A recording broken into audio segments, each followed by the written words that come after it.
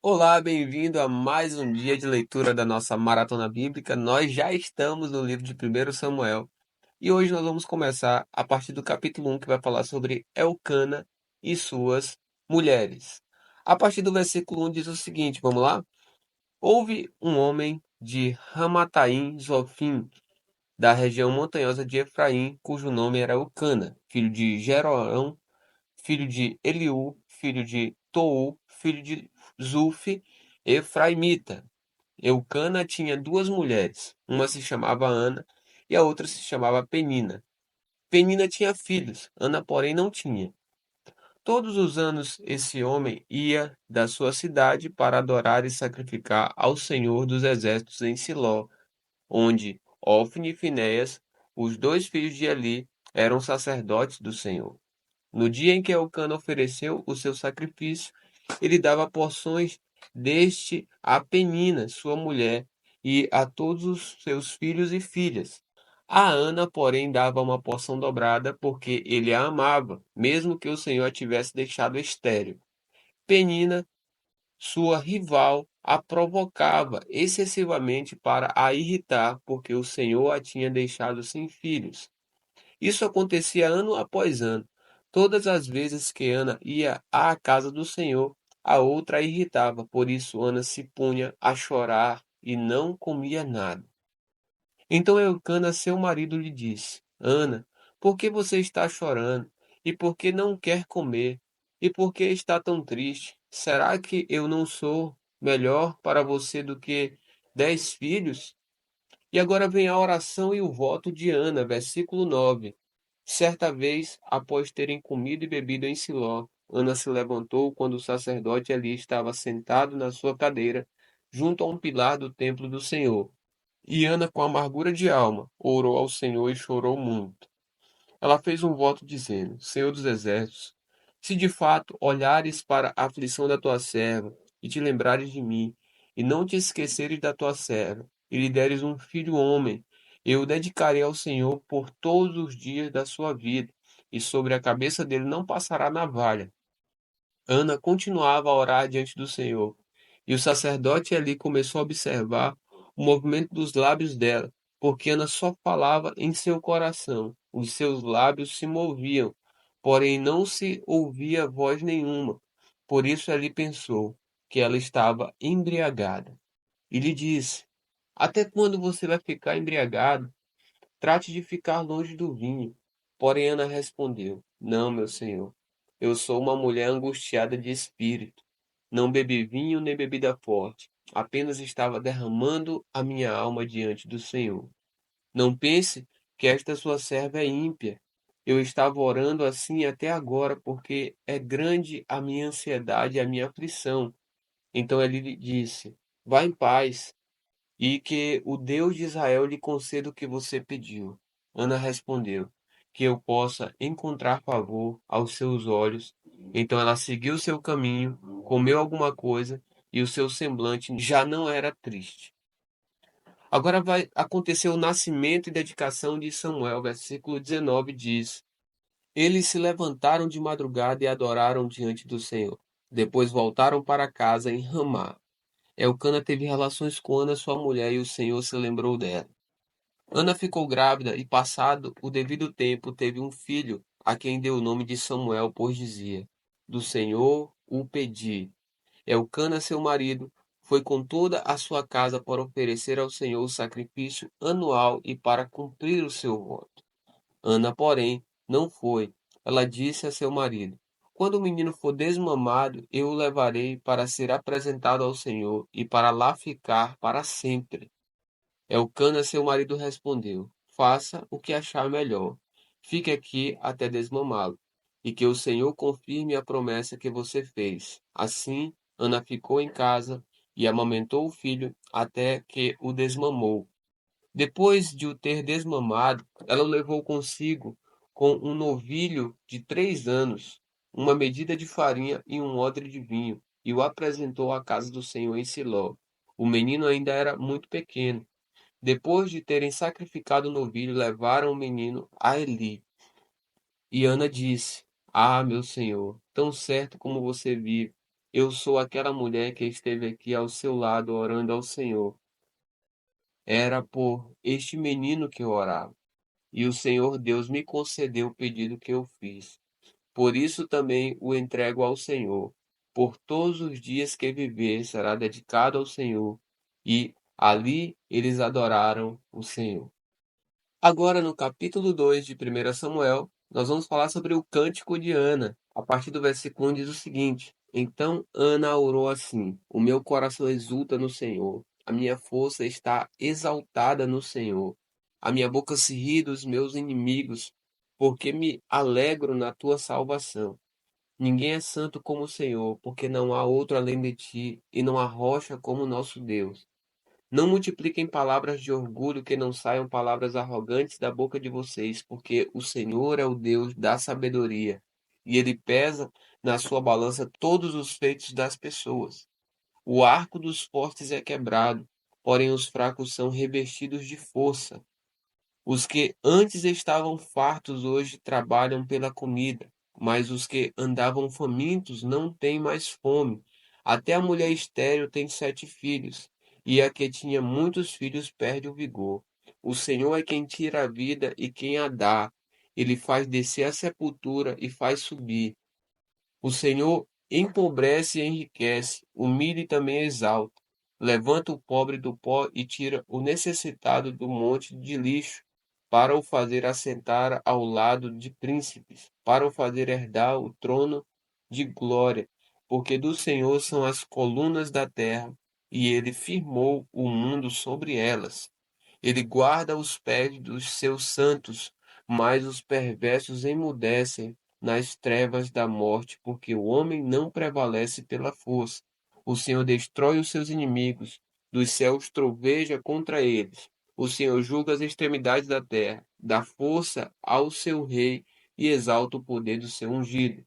Então Elcana voltou para sua casa em Ramá, mas o menino ficou servindo o Senhor diante do sacerdote Eli. Agora vai falar sobre os filhos de Eli, versículo 12 diz: Os filhos de Eli eram homens malignos e não se importavam com o Senhor. O costume desses sacerdotes com o povo era este: quando alguém oferecia um sacrifício, o servo do sacerdote vinha com um garfo de 3 dentes na mão e, enquanto a carne estava cozinhando, enfiava o garfo na cadeira, na panela, no caldeirão ou na marmita, e tudo o que o garfo tirava, o sacerdote pegava para si. Assim se fazia a todo Israel que ia ali a Siló. Também, antes de se queimar a gordura, o servo do sacerdote vinha e dizia ao homem que estava oferecendo o sacrifício: Dê um pedaço desta carne para o sacerdote assar. Ele não aceitará de você carne cozida, mas apenas crua. Se o ofertante lhe respondia: Deixe que primeiro queime a gordura, depois você pode pegar o quanto quiser. O servo do sacerdote dizia: Não, você tem de entregar essa carne agora, senão eu a pegarei à força. Era, pois, muito grave o pecado desses moços diante do Senhor, porque eles desprezavam a oferta do Senhor. E agora vamos falar sobre Samuel em Siló, versículo 18. Samuel ministrava diante do Senhor, sendo ainda menino, vestido de uma estola sacerdotal de linho.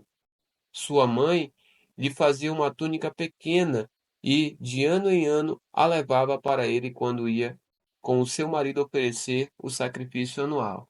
Eli abençoava Elcana e a sua mulher e dizia: Que o Senhor dê a você filhos desta mulher, em lugar do filho que devolveu ao Senhor, e voltavam para casa. Assim o Senhor abençoou Ana e ela engravidava.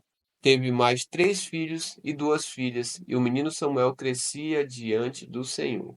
Agora Eli repreende os seus filhos, versículo 22. Eli já era muito velho e ouvia tudo o que os seus filhos faziam e todo Israel e de como se deitavam com as mulheres que serviam à porta da tenda do encontro. E disse-lhes: Por que vocês fazem essas coisas? Pois de todo este povo ouço constantemente falar das coisas más que vocês fazem. Não, meus filhos, porque não é boa fama esta que ouço. Vocês estão levando o povo do Senhor a transgredir. Se um homem pecar contra o seu próximo, Deus será o árbitro. Mas se ele pecar contra o Senhor, quem intercederá por ele? Mas eles não ouviram a voz de seu pai, porque o Senhor os queria matar. E o jovem Samuel crescia em estatura e no favor do Senhor e dos homens. Agora vem a profecia contra a casa de Eli, versículo 27. Diz o seguinte: um homem de Deus veio a Eli e disse: assim diz o Senhor: por acaso não me manifestei à casa de seu pai, quando os israelitas ainda estavam no Egito, na casa do Faraó? Eu o escolhi dentre todas as tribos de Israel para ser o meu sacerdote, para subir ao meu altar, para queimar o incenso e para usar a estola sacerdotal diante de mim. E dei à casa de seu pai todas as ofertas queimadas dos filhos de Israel, porque tratam com desprezo os meus sacrifícios e as minhas ofertas de cereais que ordenei que se fizessem na minha morada. E você, por que honra os seus filhos mais do que a mim, para que você e eles engordem com as melhores partes de todas as ofertas do meu povo de Israel? Porque o Senhor, o Deus de Israel, diz: na verdade, eu prometi que a sua casa e a casa de seu pai andariam diante de mim para sempre. Mas agora o Senhor diz: longe de mim tal coisa, porque honrarei aqueles que me honram, porém desprezarei os que me desprezam. Eis que vem dias em que castigarei com o seu poder e com o poder da casa de seu pai, para que ninguém em sua casa chegue a ficar velho. E você verá a aflição da morada de Deus, juntamente com o bem que farei a Israel. Mas ninguém da sua casa chegará à velhice. O homem, porém, da sua linhagem, a quem eu não afastar do meu altar, será poupado, apenas para lhe consumir os olhos e lhe entristecer a alma. E todos os descendentes da sua casa morrerão na flor da idade. E o que vier a acontecer com os seus dois filhos, Ofni e Finés, será um sinal para você. Ambos morrerão no mesmo dia. Então suscitarei para mim um sacerdote fiel, que fará segundo o que tenho no coração e na mente. Eu lhe edificarei uma casa estável, e ele andará diante do meu ungido para sempre. E todo aquele que restar na sua casa virá inclinar-se diante dele, para obter uma moeda de prata e um bocado de pão, e dirá: peço que você me dê um dos cargos sacerdotais, para que eu tenha um pedaço de pão para comer. Agora, no capítulo 3 de 1 Samuel, nós vamos falar sobre Deus fala com Samuel numa visão. A partir do versículo 1 diz o seguinte: o menino Samuel serviu o Senhor diante de Eli. Naqueles dias a palavra do Senhor era muito rara, as visões não eram frequentes. Certo dia, o sacerdote Eli, cujos olhos já começavam a escurecer-se, a ponto de não poder ver, estava deitado no lugar de costume. Também Samuel estava deitado no templo do Senhor, onde estava a arca da aliança, antes que a lâmpada de Deus se apagasse. O Senhor chamou o menino: Samuel, Samuel. Este respondeu: eis-me aqui. Então correu para onde estava Eli e disse: eis-me aqui, pois você me chamou. Mas ele respondeu: eu não chamei você, vá deitar. Ele foi e se deitou. O Senhor tornou a chamar: Samuel. Este se levantou e foi até Eli e disse: eis-me aqui, pois você me chamou. Mas Eli respondeu: meu filho, eu não chamei você, vá deitar. Porém, Samuel ainda não conhecia o Senhor, e a palavra do Senhor ainda não havia sido manifestada a ele. E o Senhor chamou Samuel pela terceira vez. Ele se levantou, foi até ali e disse: eis-me aqui, pois você me chamou. Então Eli entendeu que era o Senhor quem chamava o menino. Por isso Eli disse a Samuel: vá deitar. Se alguém chamar, diga: fala, Senhor, porque o teu servo ouve. E Samuel foi para o seu lugar e se deitou. Então o Senhor veio e ali esteve, e chamou como das outras vezes: Samuel, Samuel. Este respondeu: fala, porque o teu servo ouve. E o Senhor disse a Samuel: eis que vou fazer uma coisa tal em Israel, em todos os que a ouvirem ficarão com os dois ouvidos tinindo.